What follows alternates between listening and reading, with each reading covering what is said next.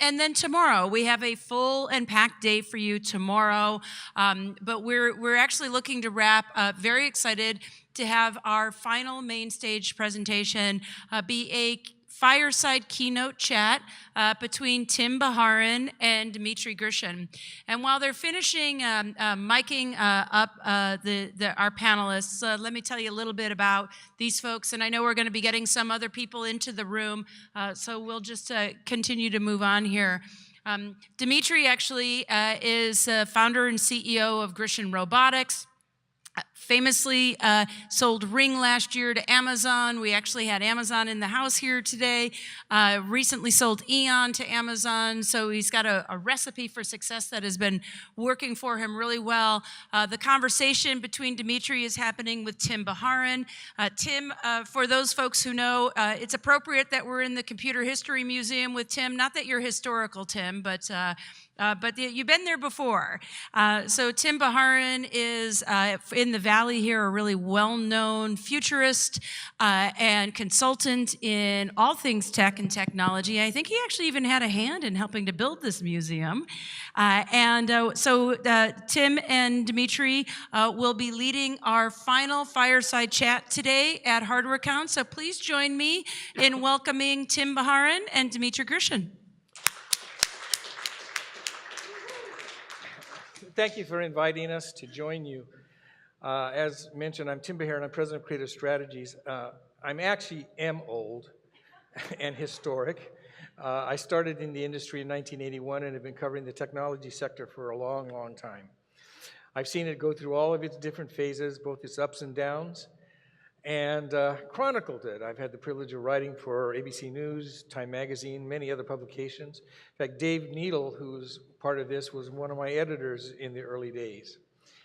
And so, you know, we're living some fascinating times.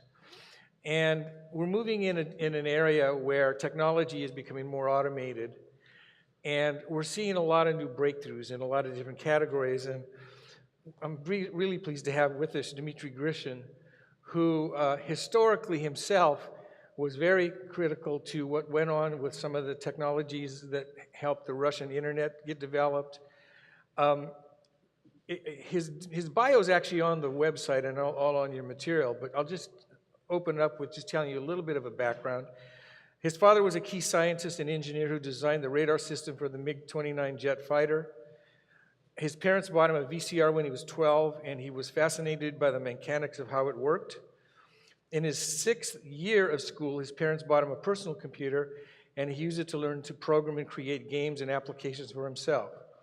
While attending the Bauman Moscow State Technical University, he started working with U.S. software company Axiom International, overseeing programmers in Florida. His degrees in physics and math, including one in CAD with a red diploma for outstanding performance. While still in college, he became technical director of Mail.ru, which is Russia's largest web company by revenue. Mail.ru provides a suite of consumer products, including chat services, email, and social networks. In 2003, he became CEO of Mail.ru at the age of 24.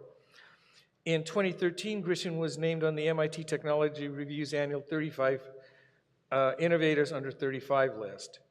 In 2012, Mr. Grishin founded an investment company, Grishin Robotics, with an eye on investing in personal robotic technologies around the world. As was mentioned, he recently was involved with the sale of Ring. He's had some very good investments, and we're going to talk about some of his investments that he has in play in a minute. But when I was reading your bio and looking especially at your background, going back to your childhood, I just got curious how your early interest in technology has guided your career choices. I think it was very simple. I grew up in a very technological family, so I always was fascinated about technology, and I like that thing which was big interest for me in my childhood, like robots, gadgets, technology. Now we can make business from it, right? And historically, Silicon Valley, called Silicon Valley, so it's built hardware.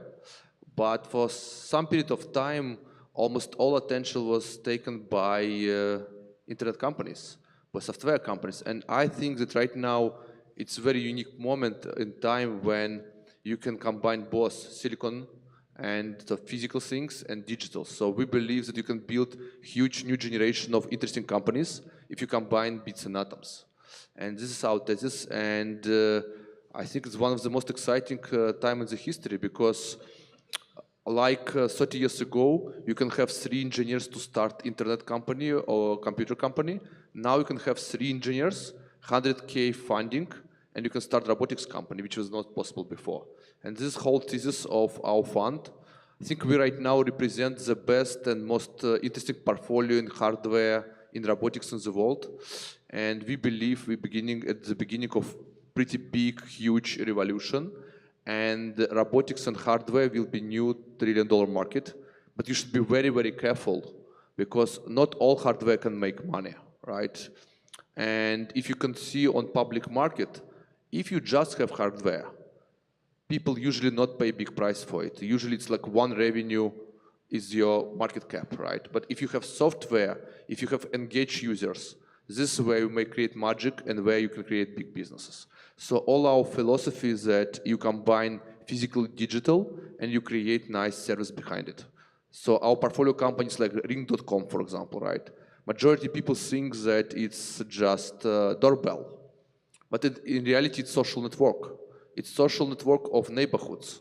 So now you have video stream of what's going on in your neighborhood, and you can use it for many different kind of products, right? For see who bring your package, see who come in, who come out from your house. So this is one of the examples how you can use pretty simple hardware to create multi-billion-dollar business.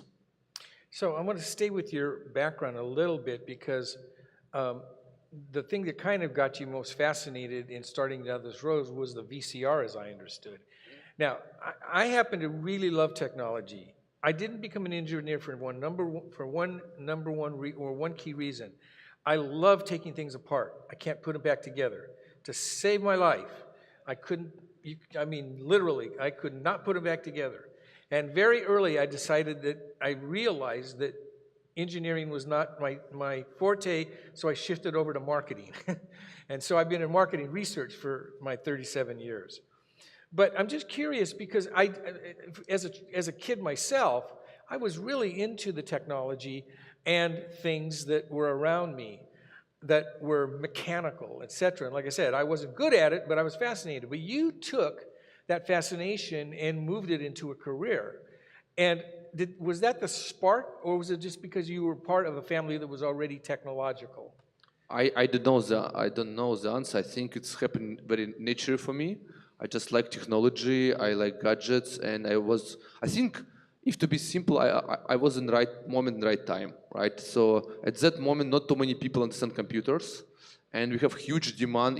You remember, it's like, I grew up in like 90s, and like when only Windows start to come to the market, MS-DOS. I don't know, how many people remember the word MS-DOS from this room? Many, I asked the same question. Recently, I make speech in university, and asked the same question. Nobody knows what is MS-DOS. So it's definitely, at that moment, it was huge growth and huge demand.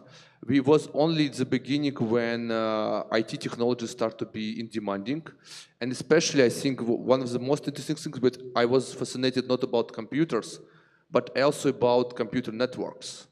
And honestly, the big motivator for me was gaming. We want to play games, so we decided we need to connect computers. So this is how we start to do network, and so how we start to understand that you can build not only computer technology, but also networks. And this help us to bring some kind of interest in this area. Okay. And of course, when at the beginning of the year 2000, when internet technology started to grow, I was in the right moment, the right time. Now, your parents then bought you your own computer in your 6th year of schooling. Did you teach yourself programming? Yes. It was binary coding, 01, 01, 01. Really, it was like, I just remember, if you do like 1, 1, it's moving something from one register to the other. If like 0, 0, it do something. So it was literally, it's a Russian analogy of PDP-11. It's American computer called PDP-11. It was like Russian version of it. So I just do coding, and we have very simple manual about it, and this is how I learned to code. Interesting. Now, And I have a lot of free time at that moment, so your background itself, though, especially when you were coming out of school, you were dealing with math and CAD, but you were, of course, software and somewhat hardware as a result of that. Given that background, why did you decide to focus where you are today on robotics? I think, building my company, which became pretty big, I think we're right now biggest Russian internet company, and we, I think, number 5 biggest Russian company overall. So we have like 150 million users, $7 billion valuation, so it's pretty big business. And I can say that from my perspective, timing is very important. So if you can look on investments, one of the most critical things is not only think about technology, but understand are you in the right time and right moment. Because like I remember I have an idea to build Instagram in the year 2000.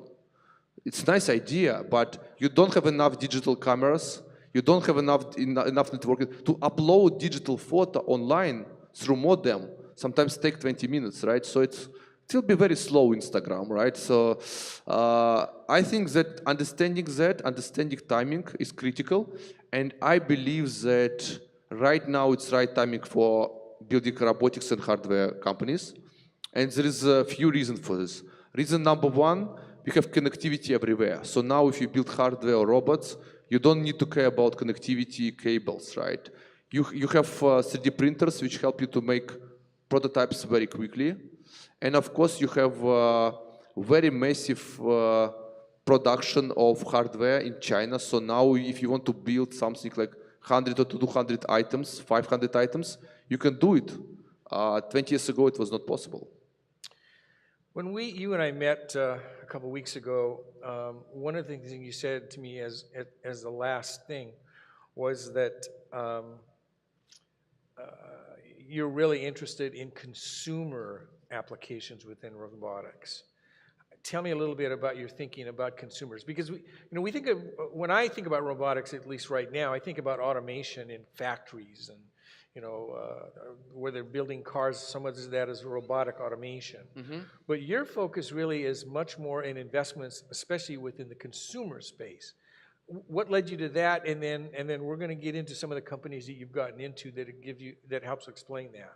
Okay, I think there is few reasons. One, if you can look on last 20 years, make all wealth which was created in Silicon Valley, all IPOs, all investments, all together, 75% of this wealth was consumer company.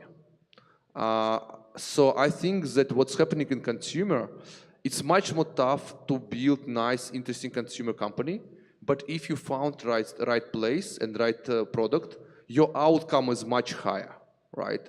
So Facebook outcome or my company outcome was much higher than average outcome, right?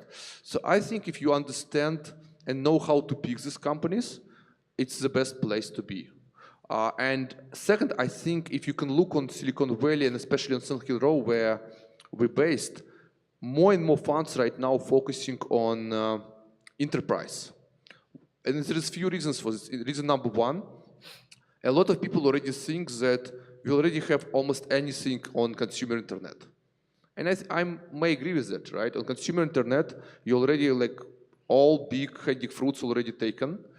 But I think if you use and combine hardware and software together, you still can create new big opportunities.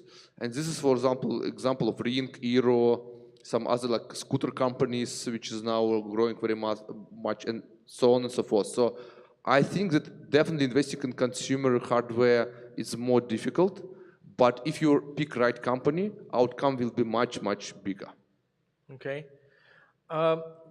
Before I move on to some of the companies you've invested in, I want to talk to you about your Ring investment. You clearly saw, obviously, an important role that it plays, and as you mentioned, it allows for seeing things in the neighborhood, et cetera. But most recently, there have been some criticism about Ring's role and its potential of privacy issues. What's your thoughts on that? I think it's not a question about Ring. I think it's whole Silicon Valley is criticized about it, right? So I just think that we grew up, technology companies grew up, we became so big, so influential, so much power. So society tried to find the way how to regulate it, how it will work, and I don't think it's a green question. It's a question for Facebook, it's a question for Amazon, it's a question for Tesla, it's a question for almost any IT company, right? We just became so big and so many users using our. I remember when I launched my company in the year 2000, like we have 10,000 users, and we was very excited, so much, so cool. Now we have 150 million users, right? So of course, once you have so much people using your platform, it's kind of different responsibilities. So I don't think a specific question for Inc. Okay. You had when I was going through the background, and we talked a little bit about this when we were together, you've invested in quite a few products already, some of them robotics, some of them some of them were not quite robotics, but had an educational flair, which have a link to it. But let's start with one of the first ones on that I'm fascinated with, which is NanoSatSpy, which are mini satellites. They're now called Spire. Pardon me? They're called Spire right now, Spire. Oh, they changed the name? Yes, Okay, I yeah. missed that in your notes. SPIRE? Yes. All right, so tell us about those mini satellites. I think idea was pretty simple, is that right now it's very difficult to send satellite to the space. It's very expensive. And because of the cost of hardware became cheaper, now you can build small satellite, like 10 centimeters size, like cube, and you can send a lot of them. And you send them on low orbit, so they're slowly moving like two years around and then disappear because they just die. So this was a simple idea. Let's not build $1 billion satellite. Let's build many $1 million satellites. And I think it's a perfect idea. We like it. And they now have a lot of satellites in the space. They use it for different applications. I think biggest one is weather prediction and ship tracking in the ocean. Yeah, and explain that, because you were telling me that it really helps with navigation. Yes. Yes. With the shipping industry, is that yes. right? Yes. And was that part of the original thinking, or did that came about as a I think result? they have many different ideas, but this was one of the original ideas, yes. Okay. Another one which I found fascinating was Swivel, the robotics platform for video. Explain that one. So I think the key business idea was that right now you have a lot of teachers in the schools who make interesting content, interesting ideas, but unfortunately, it's very difficult for them to make videos, because making videos is still expensive. You need a special operator, you need some people to make videos. So they said, okay, let's build the robot who always watch a speaker and just make video. And now they use it in many preschools, in many schools, in many elementary schools. So it's a pretty good system. You literally put camera onto the robot, and robot follows speaker. Was the original idea education focused, or was it more business focused? I think initially they was focusing on presentations in conference rooms, but they figure out that education is the biggest market for them. Okay. Well, we're talking also about education in a sense.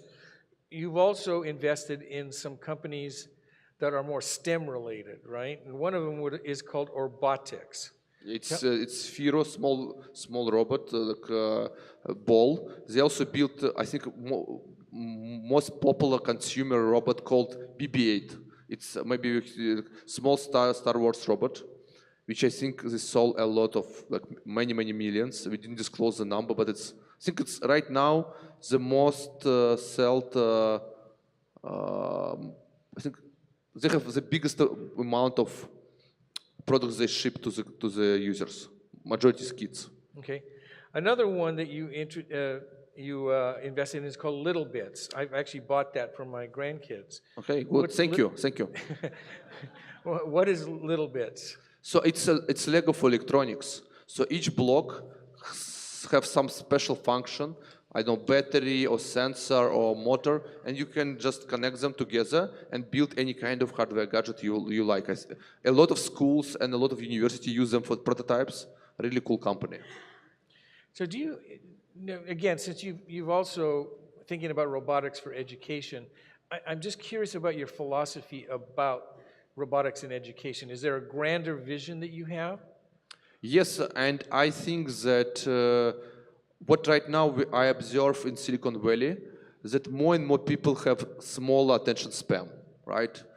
People really like, it's very tough to even keep attention of the people, right? Because so many exciting stuff everybody have smartphones, everybody can watch in smartphones. So I think this is a big problem, especially for kids. I know that many schools in Silicon Valley now want to be gadget free.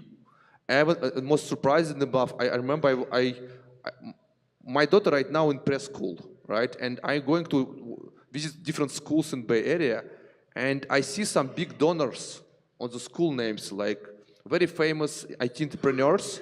And the more IT entrepreneurs who have donors, the more strict they about gadgets. So it says something. So it's meaning that on one side you have short attention span. On other side, you want children not to focusing and look like on the screen all time.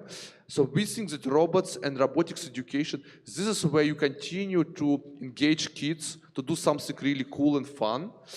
But on the other side, they're not focusing on watching smartphone all the time. And we did check statistics. For last 5 years, amount of robotics education classes globally, I think it's grown more than 100 times.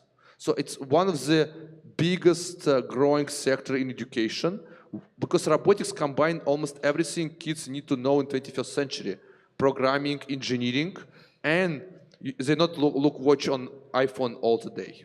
So I'm big believers that we'll have more and more this kind of physical entertainment and physical education, which on one side engage audience, on the other side is try to make some kind of educational content. I almost sure if we remove us from the stage, put 5 dancing robot here, amount of audience who watching us will be much more, right? So it's just simple nature of people. So people like some kind of interesting physical gadgets, and people should build interesting products to use it for education. Yeah. I have 2 other key questions before I go to the audience in Q&A.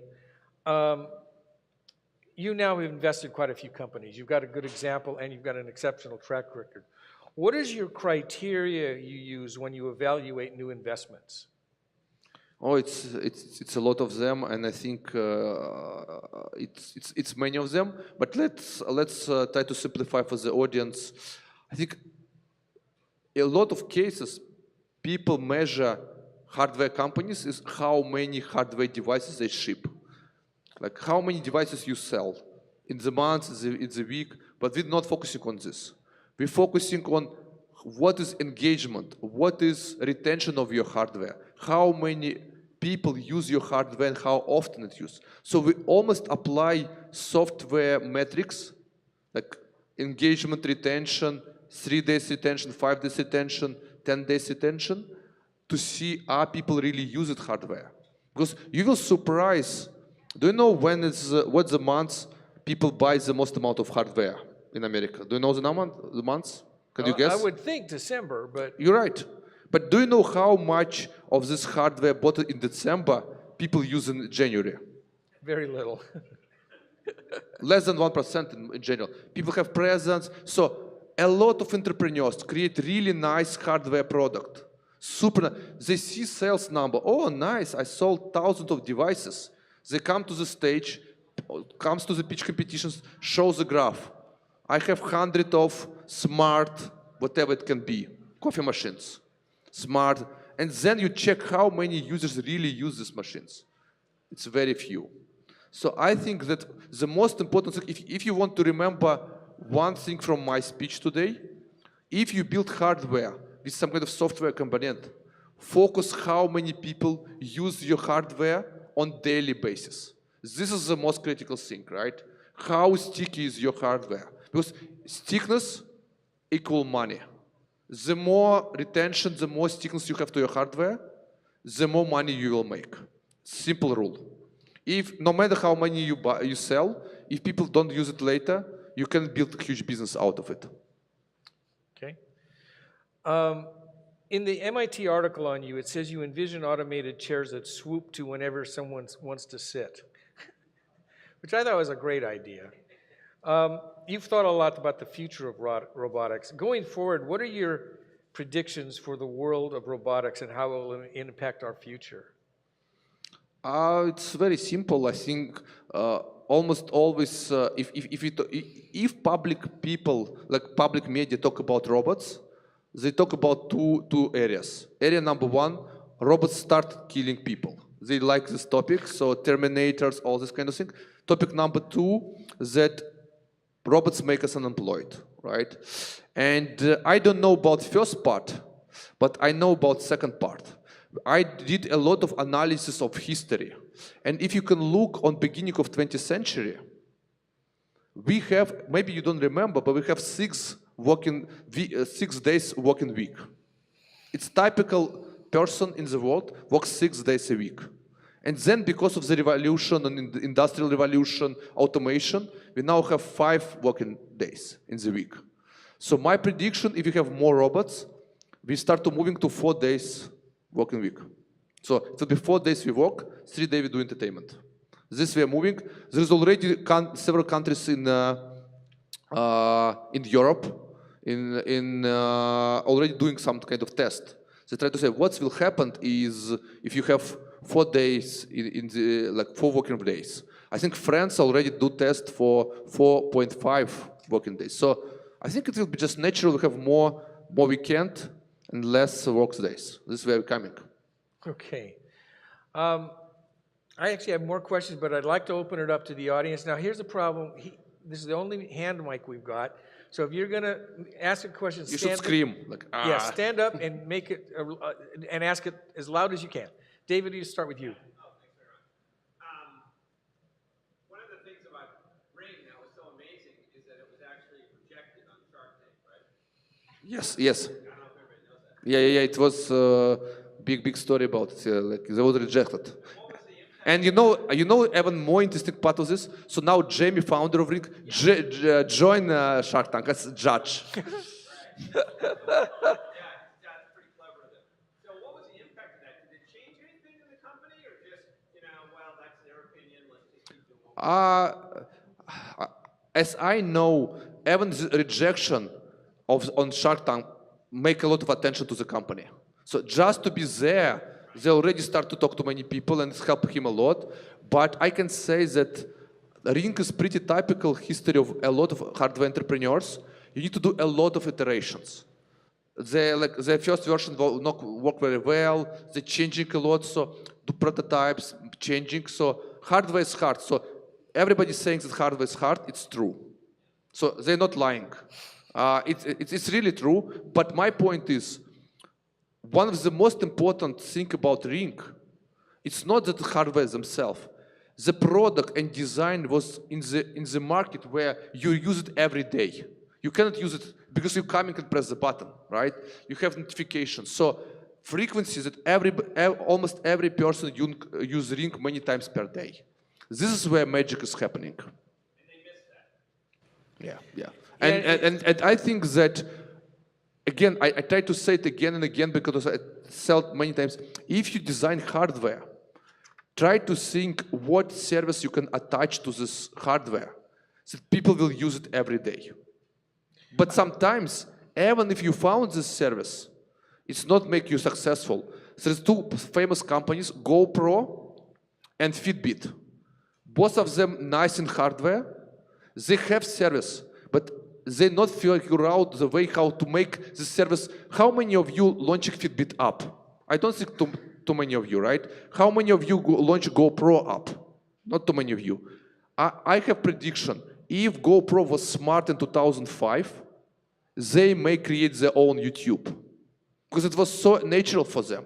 People create so many videos. If they restrict video only be uploaded to their service, if they create special service behind, they can build beautiful companies. So Jamie from Ring understands this opportunity. This is why he's focusing on the app, right? Yeah, I actually sent Mark Cuban a note saying, why didn't you invest in this? And he never got back to me. So there's another one right down here. You mentioned screen addiction is a big problem with children. And you also mentioned the educational price. Have you thought of partnering with existing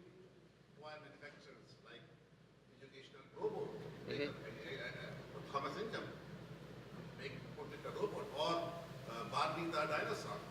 Children love it. Make it a robot. Have you thought of partnering? So we have one portfolio company called. So let's repeat the question, though. Yeah. So he was asking about kids have screen addictions, et cetera. Why not using things like other robotics to help them with that? Is that right? Yeah, existing toys, children already like. Make them robots so that they, instead of screens, they look at the robots and educate them. Using robots to educate. One of our portfolio company called RoboLabs, they do exactly like you said. You can check their website. They build different kind of robots for education, small self-driving cars, dinosaurs, different kind of things, small like moving robots. They do exactly like that. So we believe it will be big, huge business, and we think that kids need to like robotics education. We're only at the beginning of this market. I definitely believe it will be big soon. Very good. Other questions? Yes, sir. So you mentioned like you're thinking that in the future we're going to have a bigger weekend and less working days. What's the, I guess, the ultimate extrapolation into the future for humanity with robots? Like, how do we avoid looking way back? Like, Okay. get lazy, become Wall-E or some kind of scenario like that. So I am not a good person in making predictions. I just analyze history. I think that people sometimes try to overestimate how big progress is happening. Like I recently read the article which was written in 1960s. People all like I think in Russia and in America, everybody talk about space. And people say, okay, at the beginning of 21st century, we will be all living on the moon. So in general, they was right in terms of space is moving. But how quick things happened, I think human beings like to make things happen very quickly. For example, I remember I was on one of the conferences and entrepreneurs said, oh, we just invented smartphone. And now everybody has smartphone. No. We have 30 years when we have first version of telephones. So it's not happening like one day. I think that definitely trends that we make automatization is there, it's moving, but I think that a lot of people do wrong assumption how quick things happens. I think that we need to focusing right now on some kind of how we can apply robotics technology, where on what like practical things, before we talk about some big stuff, right? Let me give you an example. We talk about that super sophisticated robot, but right now there is no robot in the world who can do this, take hand, go in the here, and take keys. There is no robot who can do it.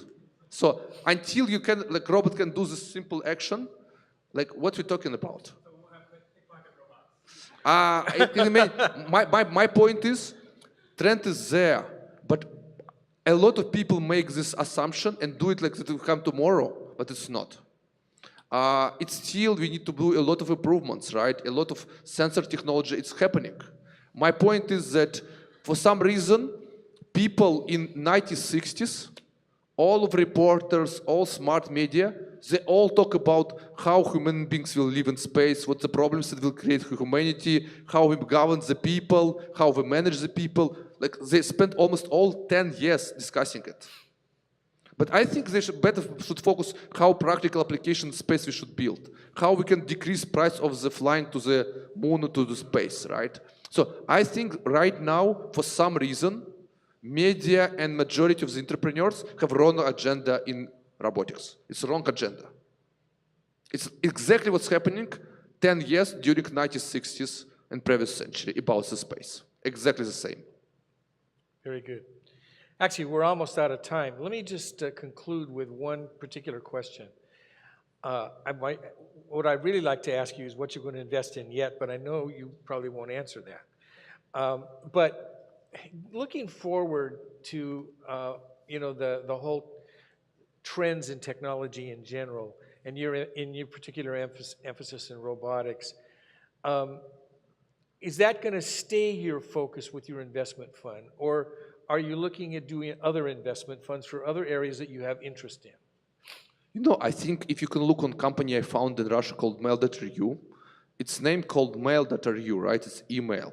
But now email only 3% or less of our business. So we constantly change and constantly evolve. So I think if you can look on Facebook, Google's, Amazon's, the only way to build something strategically valuable and big, always reinvent and change how you think about stuff. There's only one thing is constant, it's always changing. So I definitely think that evolution of how people think about gadgets, about hardware, about robotics, about AI, always will be changing. So I think the worst thing can happen if definition of robotics will be the same in 10 years as like now. Very good. Well, Dmitry, thank you so much for joining us. And Thank you, guys. today. Thank you.